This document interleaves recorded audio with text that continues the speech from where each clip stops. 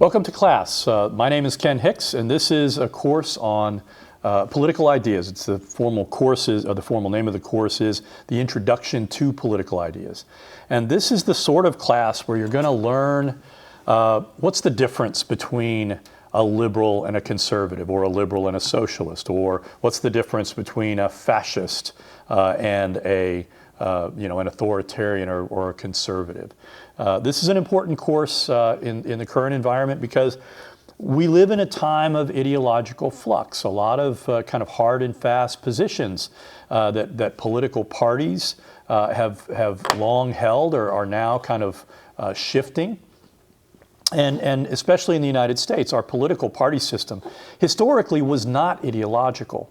Okay, the basis of political affiliation between Republicans and Democrats had a lot more to do with sectionalism, and both political parties had liberal and conservative wings well into the 20th century. What happened as we moved further and further into a modern industrial age is that the two parties beginning with the Democrats, began making much more explicit ideological appeals to voters. And that really had the tendency of scourging both political parties of sort of ideological outliers. And so today, the Democratic Party is really a moderate to liberal party. The Republican Party is really a moderate to conservative party. And increasingly, you have a broadening of the ideological spectrum with more and more sort of extreme ideological positions, being amplified by social media and things like that. So I think it's really important for people to understand the role that ideology plays in politics. Our key topics today, we're going to have an introduction where we really kind of talk a little bit about how ideas influence actions and how we interpret actions.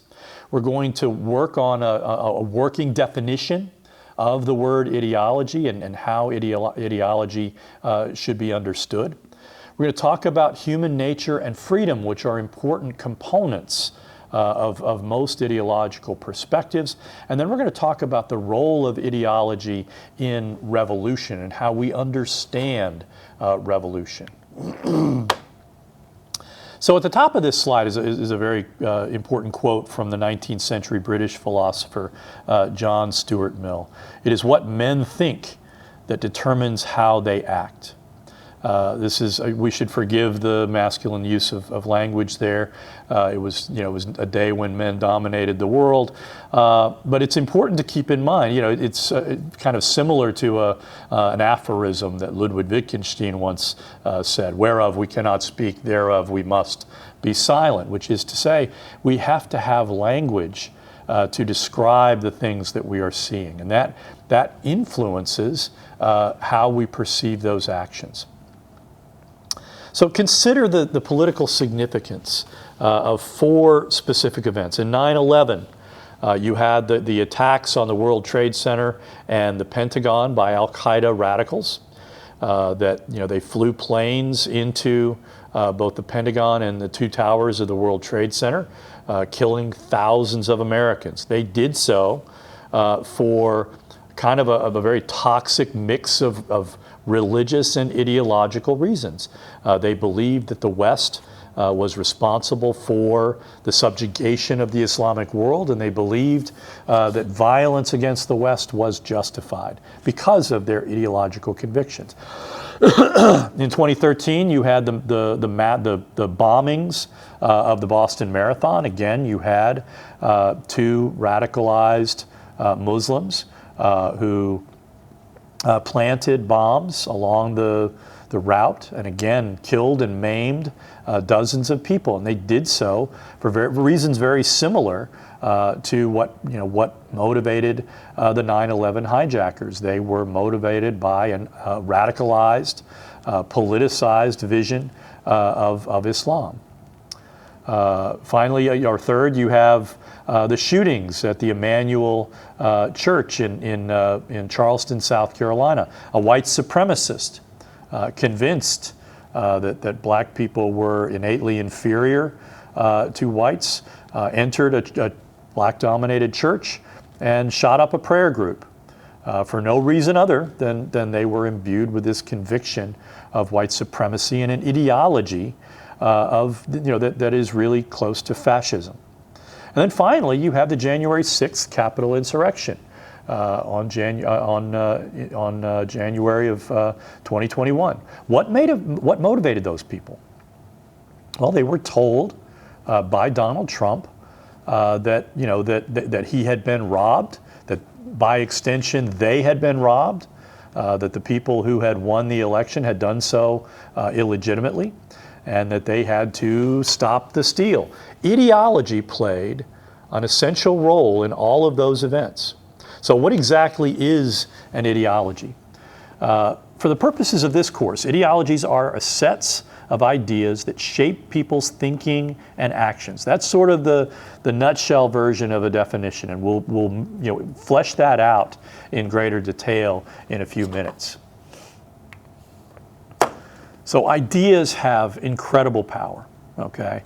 There are two factors that have had a tendency to shape human history. The first is the development of the natural sciences and technology. What effect did that have? Well, it really began to transfer how we know things from the realm of faith, where religion dictated reality, to the idea that observation and science can give us a much more precise understanding of the world. The second idea is the great ideological storms that have altered the lives of virtually all of mankind. And again, we're talking about the terrible wars of the 20th century. And we're talking about, again, the increasing amount of political violence that is taking place in the world today. Isaiah Berlin is a great, really an amazing 20th century figure. He was born in Latvia to Jewish parents. They fled when the Red Army took over Latvia. He came to Europe, came to England, became one of the great philosophers of the 20th century. Spoke numerous languages, including Russian, Latvian, obviously English, French, a brilliant linguist, a brilliant conversationalist. If you ever get the chance to check out YouTube, just Google Isaiah Berlin and you can hear him speaking with a very soft lisp on any range of amazing topics and demonstrating real penetrating insight. He was very fond of Russian aphorisms, and one of the ones that he used to use quite a bit was the idea that liberty for the wolf is death for the sheep. I think that is an aphorism that we'll come back to over the course of this semester. Another important idea that has driven certainly since the end of the Cold War is the idea of the end of history. In 1989, the Cold War ended, and it launched a kind of euphoria in many parts of Western civilization.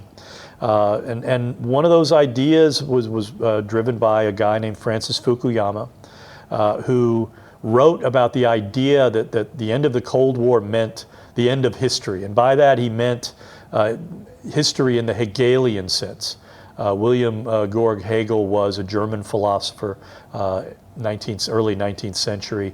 And he basically had a view of history that it proceeded in distinct epochs. And so what Fukuyama was saying was not that we are at the end of time, but rather that we are at the end of a particular historical epoch. And he basically was convinced that history would now open up to domination by a liberal world order, that individual rights would prevail, that free markets would expand, and that human productivity and peace would proliferate. So the problem with that is, of course, that didn't happen. The Cold War really was replaced by a world no less terrifying and certainly more mystifying than a Cold War where we knew that there were good guys and bad guys.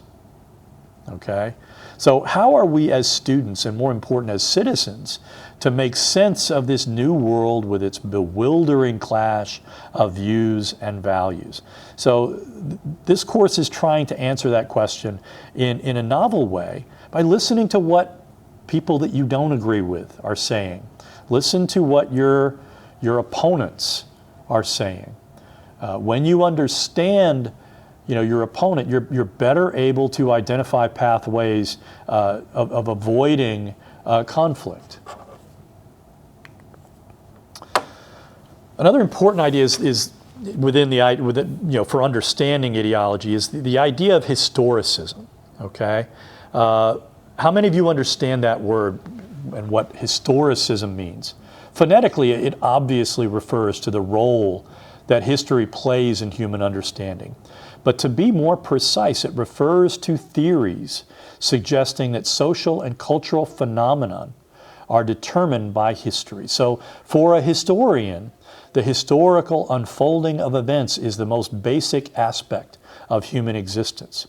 And how we write about historical events determines how we understand history. So all ideologies and all political movements have their origins in earlier thinkers and kind of collections of thought. Obviously, the American pragmatist George Santayana basically said that to forget the past is to be condemned to repeating its mistakes. And again, that reflects the close connection between our current understanding of politics and our informed understanding of history. Okay? So if we want to act effectively and live peacefully, we need to know something about the political ideologies that have had such a profound influence on our own and other people's political attitudes and actions. If we want to avoid conflict with Russia, we need to understand how their losing the Cold War affected their way of looking at the world. And more importantly, how the fact that the Soviet Union was really a recrudescent collection of nations that that existed under the Tsar, a kind of empire, if you will, that also reflects something really deeply entwined within Russian understanding of the world. So when you think also, when you think today, we're about 7 months in to Donald Trump's second term. Think about the ways that the Trump administration has been attempting to reshape how we look at history, returning the names of U.S. military installations that had previously been named for Confederate war heroes and statesmen.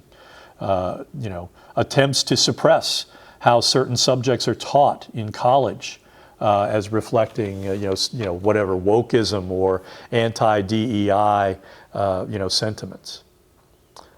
Efforts to force American museums. Right now the Smithsonian Museum was facing pressure to pull down their presentation on Donald Trump's, 2 impeachments from his first term. For a museum, again, when a museum says, well, we won't cover that anymore, they're basically erasing a kind of history.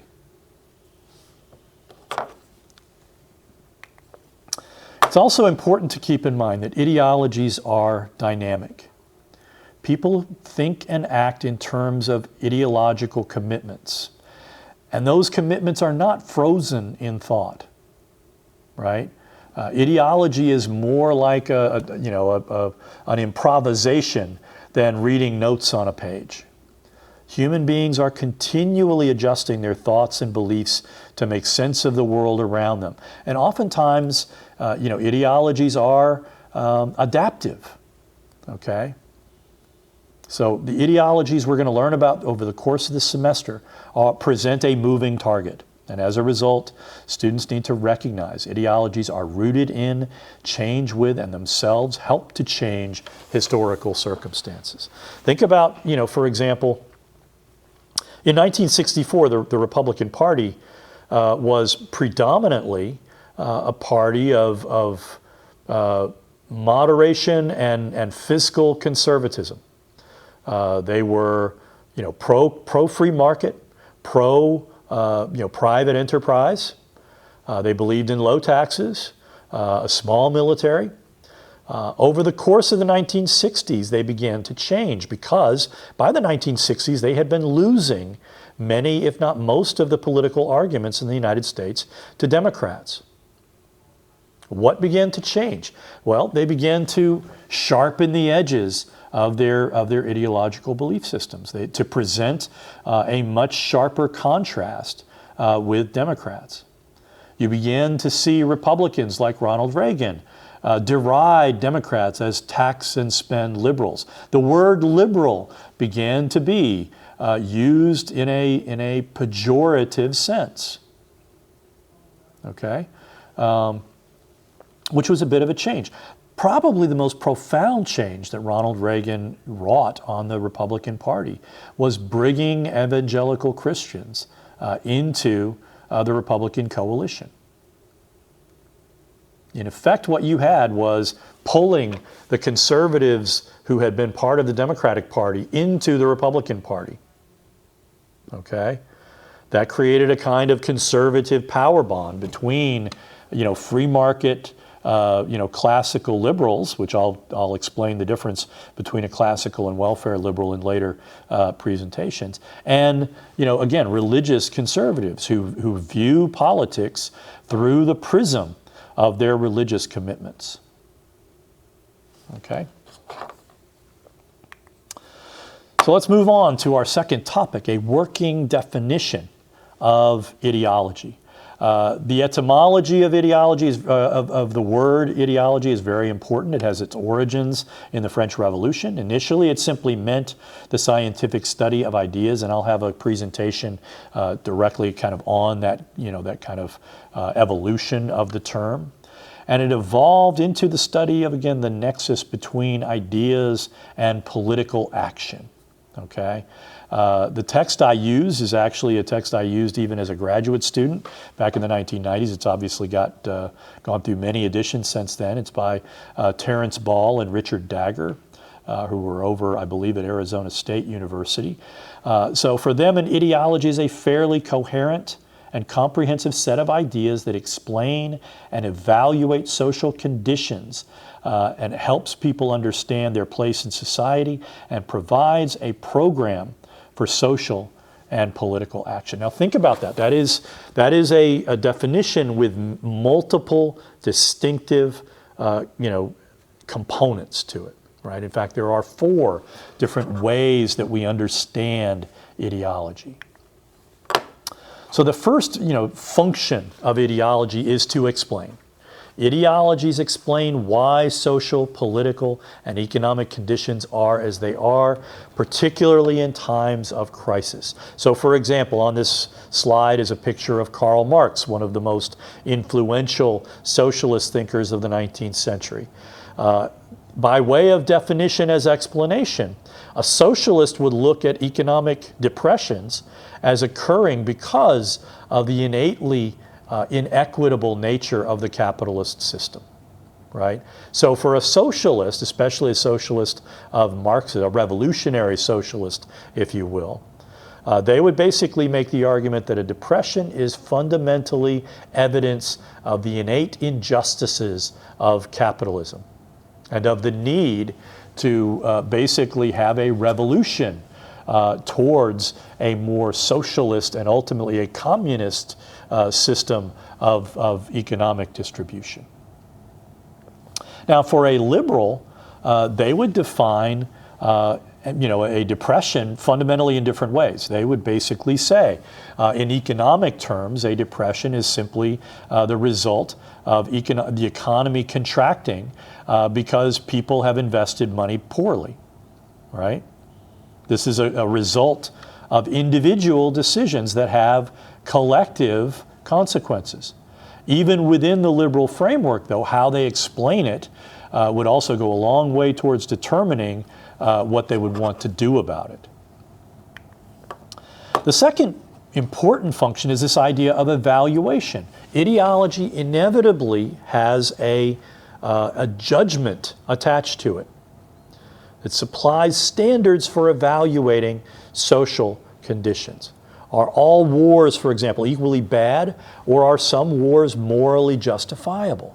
Most Americans certainly look at World War II as a good war. That was a war that we fought to preserve the world from fascism. Americans were fundamentally divided about the justness of our prosecution of the war in Vietnam. Americans increasingly became ambivalent to our occupations of Afghanistan and Iraq over the course of the conduct of our war on terror. So all ideologies provide standards and cues that help people to assess, judge, and appraise social policies and conditions to determine whether those conditions are good, bad, or indifferent. So again, for example, a libertarian like Alan Greenspan, who was a famous libertarian of the 20th century, any policy would be evaluated by asking whether it increases or decreases the role of government in the lives of individuals. From a libertarian perspective, the more government does, the worse conditions are. That is clearly how many Republicans these days view their role in government. Many elected Republicans are doing everything in their power to reduce people's reliance on government. And that has a variety of significant consequences that we'll have the opportunity to explore over the course of the semester. The third function is this idea of orientation. Ideologies provide adherents with a sense of identity. So like a compass, ideologies help people orient themselves to gain a sense of where they are, who they are, how they fit into a complicated world, and most importantly, how they fit with other people who feel like them. It gives them a sense of belonging. It's not accidental that most Americans view themselves as members of the middle class. Our moral perspective is that the middle class is more moral, that we want to orient ourselves with fellow Americans. Likewise, on this slide, there's a cartoon of the Twin Towers portrayed as a firefighter and a police officer. And for most Americans, a cartoon like that above all orients them as Americans and provides them with powerful cues as to how they should act vis-a-vis, for example, Islamic radicalism.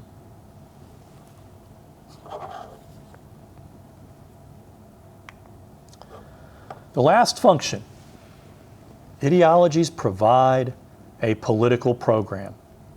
Ideologies perform a prescriptive function by setting out a general program of social and political action. Just as doctors prescribe medicine for their patients and fitness trainers provide a program of exercise for their clients, so do political ideologies prescribe remedies for sick societies and treatments designed to keep the healthy people in good health. So ideologies perform these four functions because they're trying to link thought to action. All ideologies have an end game, right? For a liberal, ironically enough, you may think this is ironic, but liberals are oriented towards personal autonomy. Most liberals believe that self-government is the most effective government.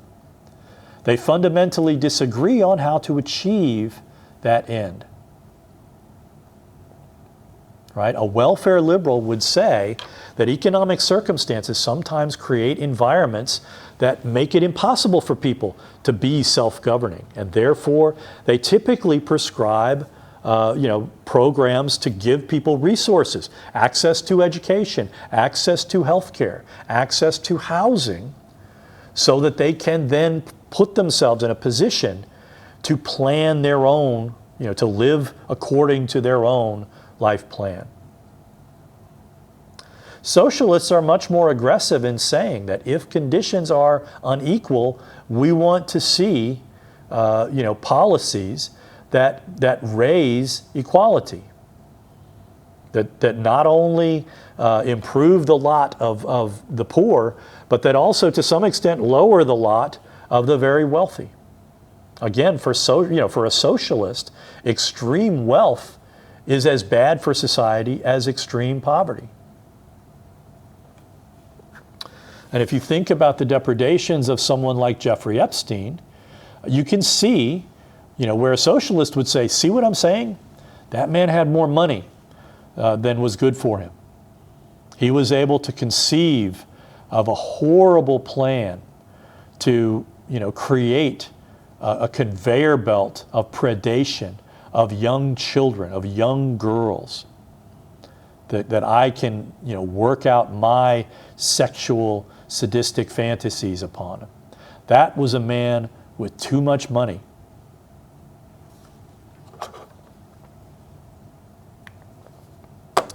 So what are ideologies not?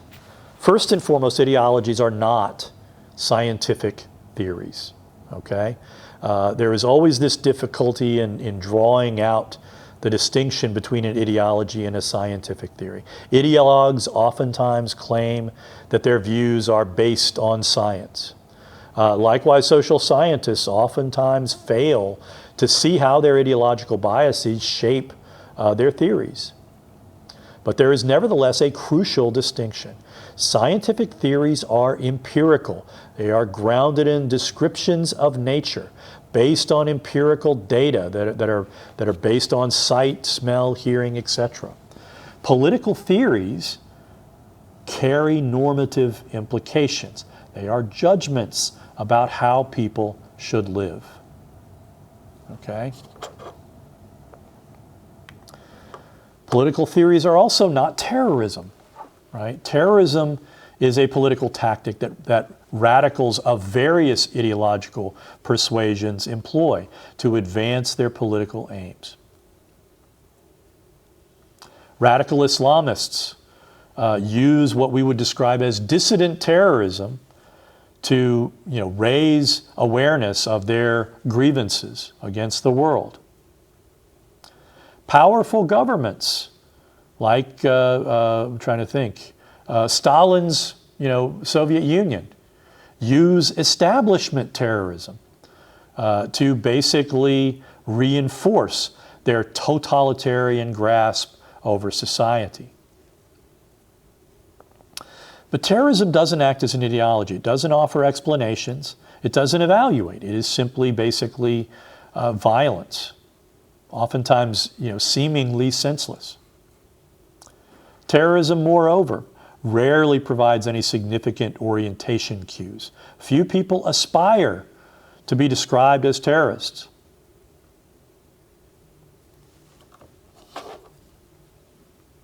On this slide is actually a photograph of, I want to say it's, what is his name? I can't remember his name, but he's a famous terrorist. He's part of the Black September group that invaded the 1972 Olympics and killed several athletes there.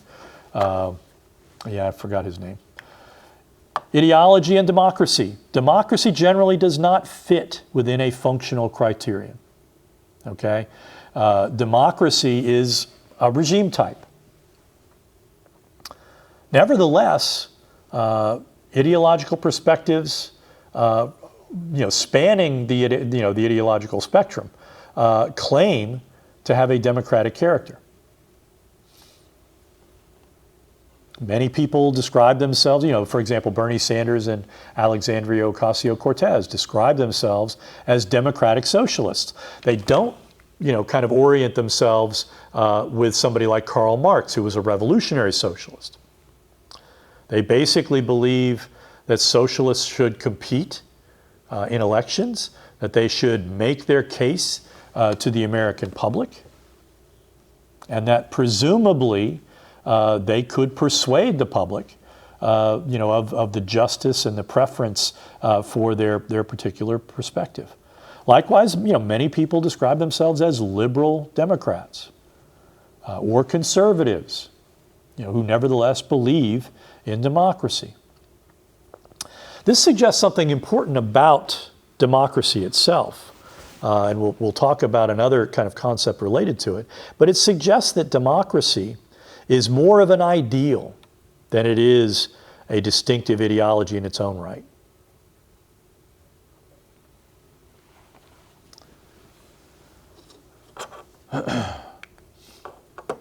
Political ideology and political theory. Political theories perform many of the same functions as ideologies, but political theorists generally reason from a more abstract, dispassionate, and principled perspective.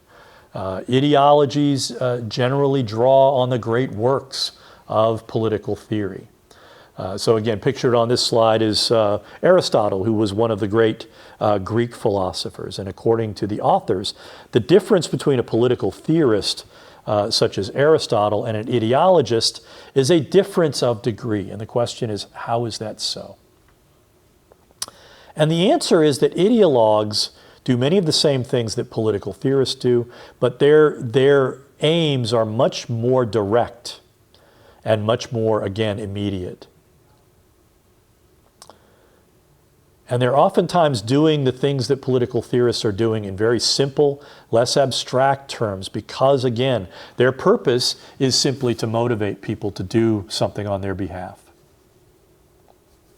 So a political theorist, and I confess that I am a political theorist, would argue that they care more about truth with a big T than with merely winning converts or winning an immediate argument before them. In that sense, the canon of political theory is comprised of those that are widely agreed transcend, or those works that widely are agreed to transcend the particular historical epoch in which they were written. So again, political theorists still read many of the writings of the ancient Greeks. And I would say also that the kind of proto-liberal John Locke, many people read the second treatise of government. Hardly anyone reads the first treatise of government, which was, again, a largely ideological conflict between him and a contemporary author. Basically about the role of religion in the state. And he argued much more persuasively in the letter concerning toleration. And that is also, again, something that is widely read today. Because, again, it is a fundamental concept. What is tolerance? What are why should we tolerate offensive things? What are the limits of toleration? Locke was still embedded in his own age. He would argue, for example, that we have no need to tolerate an atheist because they have no belief system. You can't have them swear on a Bible because they don't believe in the Bible. Therefore, their word can't be trusted. Locke was, in that sense, embedded in his own age. An age, by the way, where you still were right at the edge of the 100 Years' War, the horrible, debilitating wars over religion between Protestant and Catholic-dominated nations. Likewise, Locke said, you have no need to trust the word of a Catholic because they swear allegiance to a foreign potentate. That reflects, again, the extent to which Locke himself, a Protestant, whose father served as a cavalry officer during the English Civil War, felt no need to tolerate his own opponents, even as he was making a very powerful argument for religious toleration. Political theory is full of such paradoxes. Human nature and freedom. It's so important to understand what people think about other human beings and what are the essential features of human nature, what motivates human beings universally, right? We have to have a deeper conception of human potential to anchor ideological beliefs in order for ideology to function as a motivator. All ideologies are premised on some assumption regarding the basic nature of human beings. So what is it that human beings are at their core? Social contract theory is one of the important, and again, political ideas about human nature really transcend any particular period. And I'll begin by talking about, for example, the Greeks. Aristotle, for example, would describe human beings as social animals. And that was, again, a paradoxical pairing of concepts. Animals refer to people, to an animal, which is largely an instinctual being. Nevertheless, we're social animals, which means we need to collaborate, we need to cooperate with one another in order to, move, in order to act collectively. Alternatively, many people have described us, again paradoxically, as rational animals. Again, meaning even though we are driven by emotion, we also have the capacity for reason. Social contract theory is enormously important because it creates a philosophical device known as the state of nature that offers a perfect crucible for what we mean by human nature.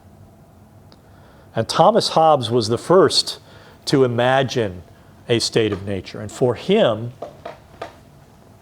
he basically viewed the state of nature as a horrible place, a war of all against all, where isolated human beings compete for with one another for power and control. That was his essential view of human nature, that human beings are innately competitive, innately violent, and that life in a state of nature, which for him meant a state where there was no governing authority directing people's and constraining people's actions. For him, life would be nasty, poor, brutish, and short. It would be nasty because, again, you would be in constant fear for your life. It would be poor because how could you cooperate with anyone when you know they're just plotting to knock you on the head and steal your stuff? Short, obviously, because people's lifespans would be enormously curtailed if they could not trust one another. So for Thomas Hobbes, that view of human nature justifies a really powerful political remedy. It requires a kind of absolute monarchy where people surrender most of their rights to this sovereign in order to secure stability, in order to secure, and make people cooperate. So for Hobbes, people are just horrible and they have to be knocked on the head, and force needs to be used in order to get people to live, cooperatively. Another social contract theory, John Locke, who I mentioned a little while ago, had a much more kind of positive view of human nature. He viewed people, again, as truly sociable. And he basically would make the argument, most people will naturally form communities because we understand we need one another in order to survive. We would naturally form villages and places where we could mutually defend one another. So his view is that most human beings are innately sociable, and that means we will work together and we will work where we can to mutually benefit one another. Note that I said, though, most people. Locke also noted that there would be some people like Hobbes who were, angry and possessive and yearned for absolute power over everyone else. And so for Locke, the reason we leave the state of nature and enter civil society is to defend, to provide the defense of our property from those people who would take from us. So what do these ideas about human nature that are provided by Locke and Hobbes tell us, again, about the politics that they would justify? For Hobbes, obviously, authoritarianism is the only way to govern people because people are otherwise ungovernable. Locke would basically say, no, people are innately law-abiding. They yearn for law. They yearn for, for the constraints of the law. Locke once, wrote, one of my favorite quotes of Locke was, that ill deserves the name of hedge, which keeps us from precipices and bogs. That's how he viewed the law.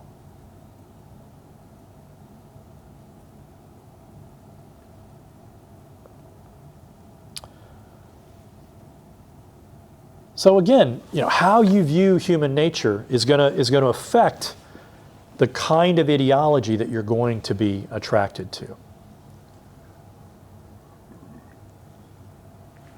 So again, I noted earlier, socialists view human beings as, social animals.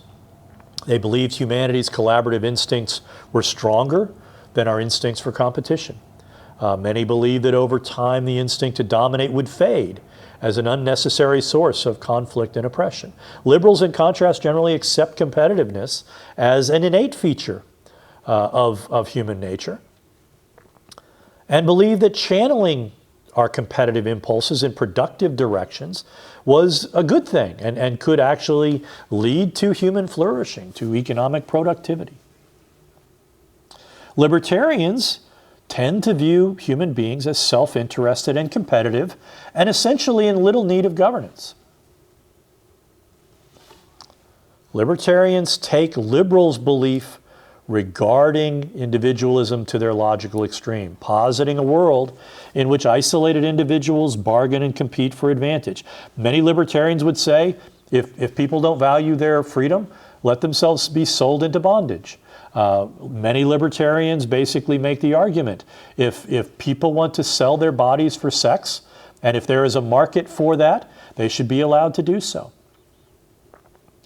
Many libertarians make the argument that if people want to consume drugs that are, so long as they're not innately, toxic and will kill you immediately, they should be allowed to do so. So for a libertarian, any attempt to achieve collective ends that requires any form of coercion is by its nature illegitimate. And that raises questions about the feasibility of any collective project that is not entirely voluntary. And there is reason to question why any society could be established or could long be sustained entirely along libertarian principles. The view advanced by libertarians may work as a guide to individual conduct, but provide little ground for the establishment of political communities. So ask yourself this question: what features of human identity are essential by their nature? How that question is answered structures the basic assumptions implicit in most ideological accounts of politics. And they provide limits to what is politically possible.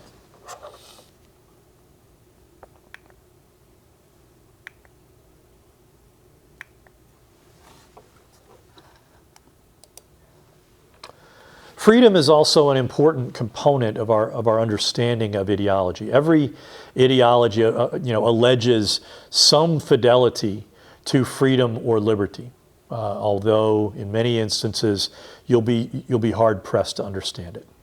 And in many instances, what you get is what many of us consider to be a paradox. Most fascists, for example, would argue that freedom means submission to the will of a leader. Most of us would say that's not freedom. Likewise, radical Islamists basically make the argument that freedom is submission to the will of Allah, of their particular vision of Allah, and of that freedom means hostility towards oppressors. So it's important to understand that freedom is, and democracy for that matter as well, are what we would describe as essentially contested concepts. This was an idea, I can't remember who really kind of originated the idea in early 20th century. But pictured on this slide is William Connolly, who was a very noted political theorist at Johns Hopkins University, who has written extensively about the challenges to political order presented by the fact that certain foundational concepts are essentially contested. So what does it mean to say that freedom is essentially contested? In essence, we're referring to concepts that generate controversy because they lack a complete set of standards for determining when something may fall under that concept. The fact that certain concepts like freedom, like democracy, are indeterminate, and that indeterminacy, that opacity is built into the nature of that concept, reflects some of the challenges that are innate, to politics, and why some people of some mental bents really don't like politics, because there are oftentimes no set answers. Getting back to that quote from Isaiah Berlin, freedom for the wolf is death for the sheep, right? What does that mean? It means that in the absence of certain constraints, powerful people are in a position to hurt other people. Their freedom hurts other people. Think about Vladimir Putin. Right now, Donald Trump is attempting to broker a peace deal between Russia and Ukraine. How Donald Trump manages the conflict will determine whether Ukraine remains a free and sovereign country, or whether Russia is able to subordinate Ukraine, to resubordinate Ukraine back into what was once the Russian Empire. Make no mistake, Ukrainians don't want to be part of the Russian Empire. They've had that experience.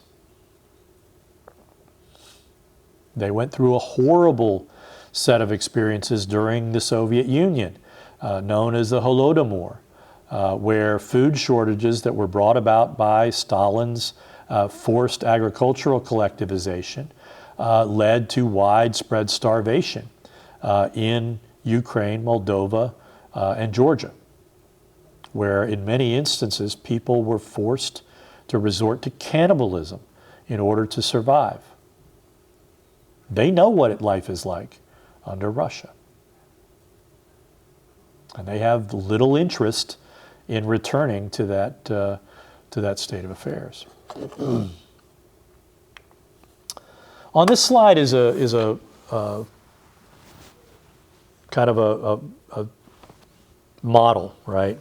This is what freedom is from different political perspectives, right?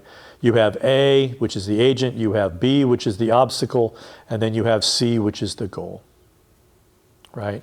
So for a liberal, the agent would be the individual, because they, for a liberal, the irreducible unit of political analysis is, are legal people, right? The obstacle are those things that impede personal autonomy. The goal is, self-governance, right? Likewise with socialism. The agent would be what? The working class. The obstacle would be the bourgeoisie, capitalists who are intent on preventing the working class from realizing their full potential. The goal for a socialist is a society without class, right?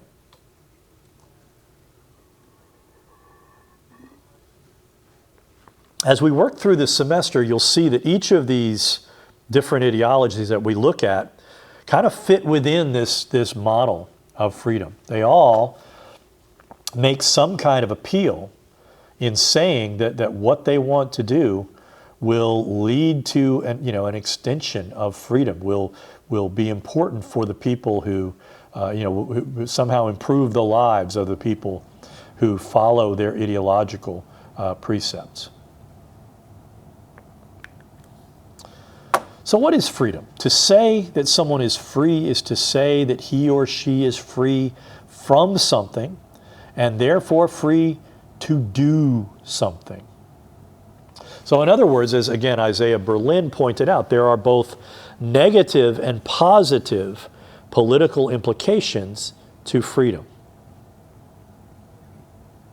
So on the one hand, the negative impulse of freedom is to say that you are free from government restraint. The idea of limited government is to say that there are certain things that government cannot do to us arbitrarily to impede our right to be free. That's very important for understanding how we perceive freedom. But importantly, too, freedom has to exist for some reason. You are not constrained because the presumption is that if you are free, you may do something that is of value not simply to yourself, but to others and to your community, to the state to which you belong, to the nation to which you belong, to humanity at large. So the agent is the person, the thing, or the group that is or should be free. But an agent is not simply free. To be free, an agent must be free to pursue a goal, whether it is speaking one's mind, practicing one's religion, or merely going for a stroll in the park.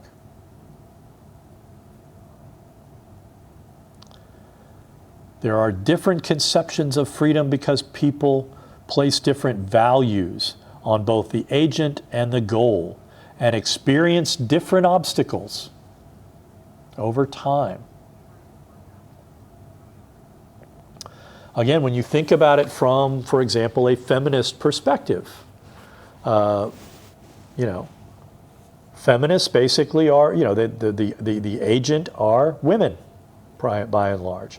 The obstacle are, again, those social mores that prevent women from being free to pursue their own life goals. The interesting thing about feminism is that there are liberal variants of feminism. There are socialist variants of feminism. There are radical variants of feminism. And so their goals oftentimes are very different. For a liberal feminist, the goal is simply for women to be treated equitably vis-a-vis men, to have the same legal rights and to be treated equitably.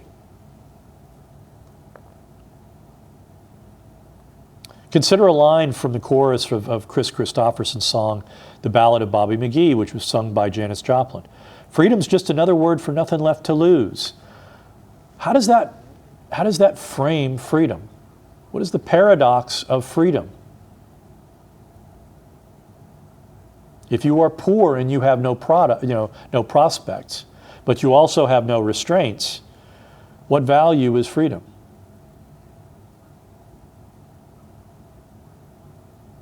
It's important to consider. Our fourth topic for today is the idea of the relationship of ideology and revolution. And again, here, revolution in an ancient sense simply meant, classical, eternal recurrence is something that Friedrich Nietzsche wrote about quite a bit. But the Enlightenment fundamentally changed how we tended to perceive this idea of freedom. Okay?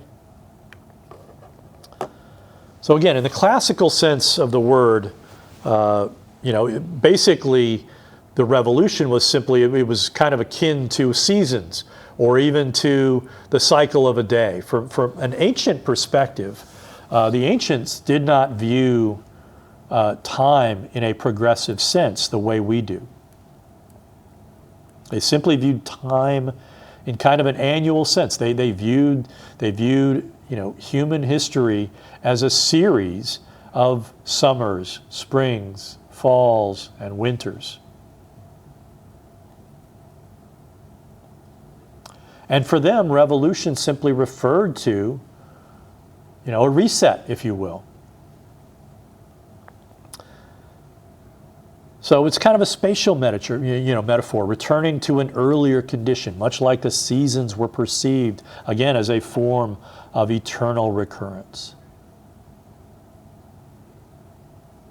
And early on, or in how we think about revolution, for example, the American Revolution was initially perceived as an attempt by colonists to restore their rights as Englishmen, as English citizens. So what begins to change our views of revolution? In part, it's the Enlightenment, but very importantly, it is the French Revolution. The French Revolution has a transformative effect on how we perceive political time. And you have the rise of a new spatial metaphor for describing how people orient themselves with regard to revolutionary movements. So what was the French Revolution fundamentally about? It was about a nation that was attempting to preserve many of the key aspects of the feudal order, the French regime of the time, led by the I can't remember the name of the Louis, whatever their royal house was. They were described as the ancien regime, the ancient regime. And they held on to many of the essential aspects of feudalism. There was a very powerful nobility. You had a royalty that was increasingly socialized and bureaucratized. They were attempting to move into an economic world that was increasingly hostile to feudal social and economic arrangements. And not surprisingly, they found themselves in increasingly severe economic crises. So France as a political regime, oriented, more productive, what was happening? There was more money around. But the French nobility were disrupting those economic arrangements with what was known as rent-seeking. They were demanding, that space for factories be rented, and they were basically just taking in income that was really impeding the productivity of the French economy. In an important sense, the politics of left, center, and right originated with the French Revolution. And that was because of where people sat within the Estates General as the regime was collapsing and as they were trying to find ways of reforming the system. The people in the center were kind of like the deal makers. They were the people who didn't have necessarily any passionate beliefs about what was best. The people on the left were the people that demanded more democracy, more accountability, more change. And the people on the right were the people that were passionately committed to preserving the prerequisites of the nobility and the royalty, and especially the Catholic Church. And so increasingly when you see revolution used in the modern sense, you're not simply talking about a return to an earlier order. You are talking about the overturning of an order, the overthrowing of a regime. And inevitably, the argument driving that is this sense in which reform is impossible because the original product has become so corrupted and rotten, if you will, right? What is the meaning? What is the meaning of the word corruption? In the ancient sense, it simply referred, especially as it related to politics, to people who were not interested in the common good, right? A beneficent monarch would be called a king, but one who was selfish and grasping would be described as a tyrant. Corruption inevitably, refers to this idea that people are more interested in their self-enrichment than in the overall improvement of society. Combined with modern notions of revolution, the sense is that the old order is corrupt in a not simply in a self-serving sense, but in a sense that they have so infected the body politic that the body politic must be, rejected and overcome. That there is a cancer in the body politic, and what is the answer? The infected limb must be lopped off. And so increasingly, as you look at discourse about revolution becoming more and more about rejecting the old order out of whole cloth, you get the emergence of conservative criticisms of those kinds of comprehensive changes. And again, that is largely driven by conservative pessimism about the prospects for human improvements. Even as the French Revolution was proceeding, and French revolutionaries were arguing about the universal rights of humanity and how they can make the world a better place.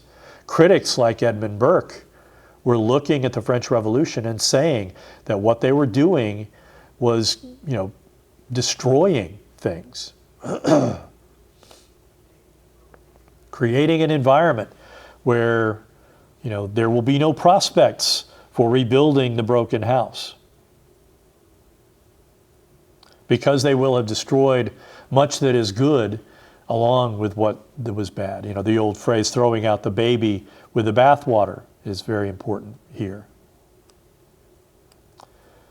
And so on the left, you have people who are saying, the prospects for human perfectibility are vast, and the need for change is great. And on the right, again, this orientation metaphor, you have people who are saying human improvement is limited because we are creatures of time and space. And you can't fast forward to a better society. Change from the right, the argument for change from the right is that it must come in a slow and evolutionary manner.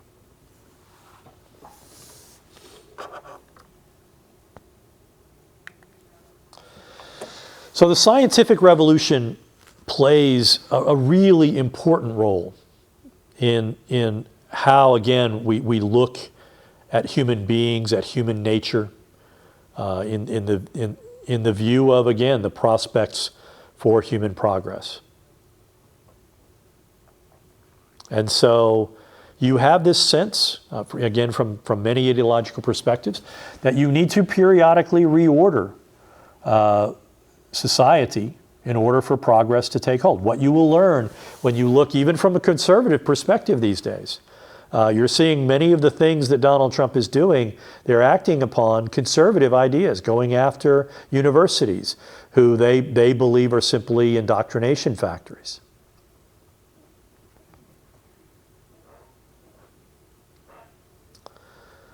So in many instances, these ideas about revolution and innovation again, are informed by the Enlightenment, by the sense in which we have the ability to use human knowledge to improve our circumstances.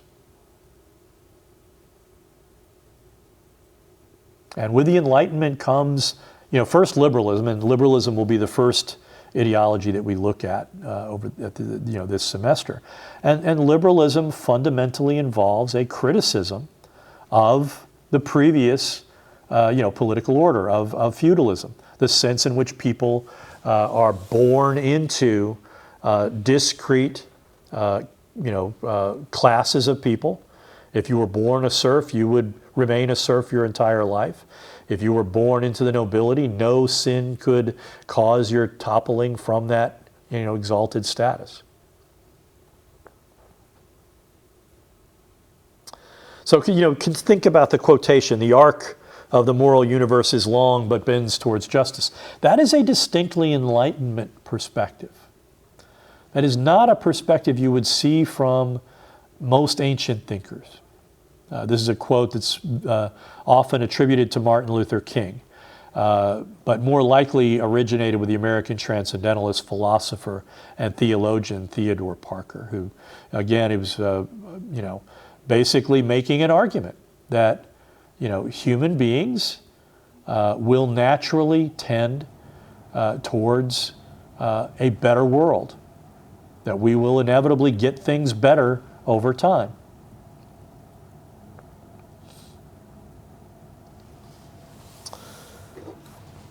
How you think about that really depends on your ideological commitments. So I want to close with a discussion of how I look at ideology. I think that we are all creatures of language. We are trapped within the vocabulary that we possess. And we are also trapped to some extent within systems of thought. But we don't have to be. We can examine how we look at the world, the assumptions we make about the world. So we all may have ideological commitments. That does not mean that we have to be ideologues. How do we go about avoiding that? I think it involves, again, being able to look at other perspectives without necessarily leaping to judgments. We're going to learn a lot about socialism, about fascism, about ideas that I think most of us are going to instinctively find objectionable. It's important to suspend economic or suspend epistemic judgment a little bit, and to think about why some people find these ideas attractive. Okay? If we are capable of that kind of empathy, then we are better placed to understand and to transcend differences and identify ways of living together that don't involve imposing our views on other people or doing anything that really coerces or harms people. Think about it in this perspective. Ideology is a lot like alcohol, okay? In relatively moderate doses, alcohol is not the worst thing in the world that you can, that you can take in. If you drink a couple of beers or have a glass of wine with dinner or something like that, it can relax you. It can open your mind to a certain extent. But what's the problem with alcohol? When people become unduly dependent on it, when people drink excessively, what does it do to their judgment?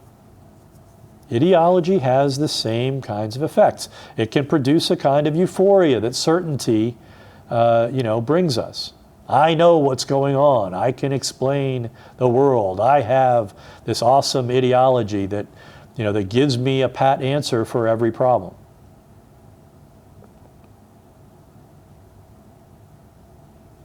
Too much ideology makes you an ideologue. What is the problem with being an ideologue? First and foremost, ideologues are not thoughtful people. It doesn't mean they're stupid. It means they don't think through the implications of what they're insisting on, because they don't feel like they have to check their work. They know certainty is like a drug, like alcohol. It robs us of judgment. And moreover, it makes us stubborn. It convinces us that we are right and the other guys are wrong.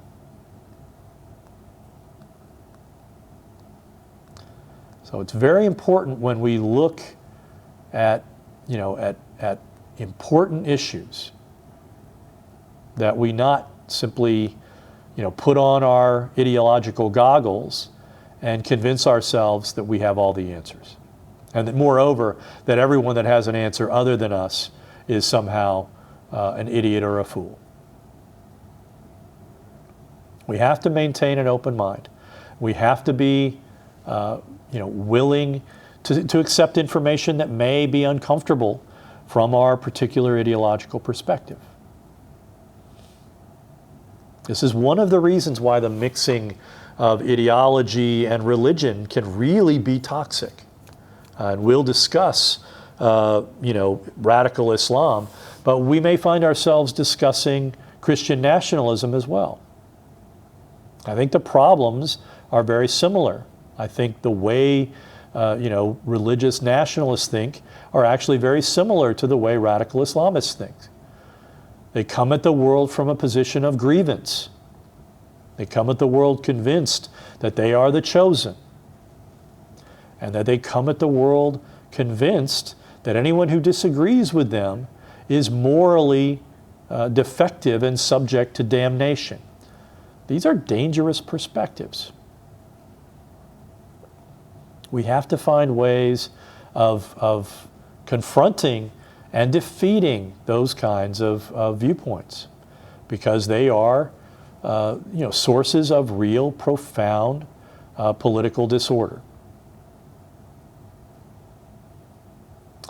So I'm going to close on that note. When we return, we're going to continue talking about how ideology functions in the world. One of the things we're going to talk about is, what is the role of nationalism within ideological perspectives? It's actually what you find is that nationalism is not in itself a distinctive ideological perspective. Likewise, we'll talk about anarchism as one of those things that ideology, it's not really in itself a distinctive ideology in its own right. What it often is a kind of modifier, right? That people of a variety of perspectives may adopt a nationalist or an anarchist perspective.